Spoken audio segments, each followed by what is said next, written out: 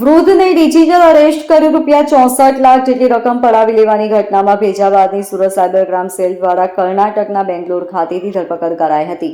Jet એરવેઝના financial fraud Naresh Goyal સ્કેમના 6 કરોડથી વધુના નાણાં તમારા ખાતામાં જમા થયા છે અને તેમાંથી 80 લાખ જેટલું કમિશન તમને મળ્યું છે, જેના કારણે મહિલાના પતિએ આપઘાત કર્યો હોવાથી તમારી ધરપકડ કરવાની છે તેમ કહી સીબીઆઈ અને આરબીઆઈ સહિત વિવિધ સરકારી એજન્સીઓના નામે ડરાવી ધમકાવીને વૃદ્ધને ડિજિટલ કરવામાં આવ્યા હતા.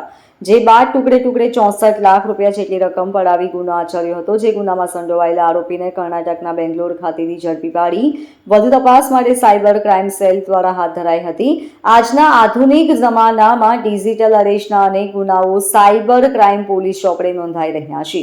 જ્યાં હાલ જ થોડા દિવસ અગાઉ સુરતના એક વૃદ્ધને ડિજિટલ અરેસ્ટમાં ફસાવી 64 લાખ રૂપિયા જેટલી રકમ ઓનલાઈન પડાવી લેવામાં આવી હતી. જે અંગેનો ગુનો સુરત સાયબર ક્રાઇમ પોલીસ ચોપડે નોંધાયો હતો. જે ગુનાની તપાસ સુરત સાયબર ક્રાઇમ સેલ દ્વારા હાથ ધરવામાં આવી હતી. દરમિયાન આ ગુનામાં સંડોવાયેલા એક આરોપીની સુરત સાયબર ક્રાઇમ સેલ દ્વારા કર્ણાટકના બેંગ્લોર ખાતેથી ધરપકડ કરાઈ છે.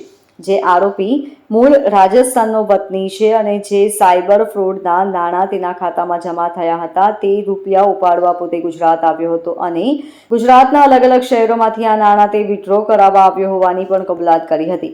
સુરત સાયબર ક્રાઇમ સેલના ડીસીપી ભાવેશ રોચિયાના જણાવ્યા અનુસાર આરોપી મદનલાલ બિશ્નોઈએ સુરતના વૃદ્ધને ડિજિટલ અરેસ્ટ કરી ધમકી આપતા જણાવ્યું હતું કે જેટ એરવેઝના ફાઇનાન્શિયલના ફ્રોડના 6 કરોડ 80 લાખની રકમ તમારા કેનેરા બેંકના એકાઉન્ટમાં જમા થયા છે, જેનું 80 લાખ રૂપિયા જેટલું કમિશન થયું છે. જેથી મહિલાના પતિએ આપઘાત કરી લીધો છે. જે કેસમાં તમારી ધરપકડ કરવાની છે. એટલું જ નહીં પરંતુ તમારા પરિવારજનોની પણ ધરપકડ કરવી પડશે તેમ કહી સીબીઆઈ અને આરબીઆઈ તેમાં ધરપકડનું વોરંટ મોકલી ડરાવી ધમકાવ્યા હતા. જે બાદ 64 લાખ રૂપિયા જેટલી રકમ સમાધાન પેટે પડાવી લીધી હતી.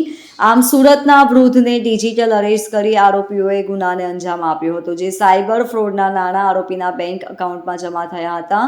જે આરોપીની કર્ણાટકના બેંગ્લોર ખાતેથી ધરપકડ કરી વધુ તપાસ સુરત સાયબર ક્રાઇમ સેલ દ્વારા કરવામાં આવી રહી છે. Bureau report LK star news Surat.